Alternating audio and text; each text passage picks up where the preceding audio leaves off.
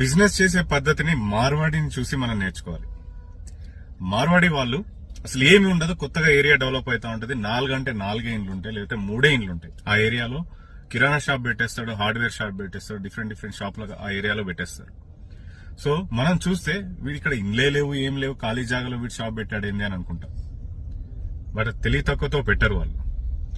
Future లో business grow చేసుకోవడానికి పెడతారు. సో ఆ ఏరియాలో ఉన్న మార్కెట్ మొత్తం కాంకర్ చేసి పడేస్తారు. సో అక్కడ ఏరియా డెవలప్ అయ్యే లోపు వీళ్ళకి మంచి పేరు వస్తుంది. ఏది కావాలన్నా నీకు అక్కడ దొరుకుతుంది, వెళ్ళి తెచ్చుకో అనేలాగా క్రియేట్ చేసేసుకుంటారు.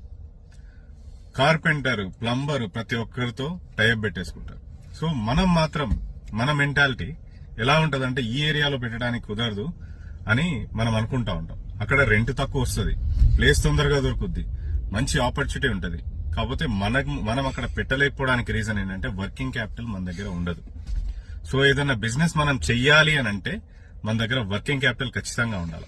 మినిమం 6 నెలలు, మాక్సిమం 12 నెలలు, సంవత్సరం వరకు మన దగ్గర వర్కింగ్ క్యాపిటల్ తో బిజినెస్ స్టార్ట్ చేస్తే మనం కూడా వాళ్ళలాగా ధైర్యంగా బిజినెస్ స్టార్ట్ చేయొచ్చు. Thank you so much.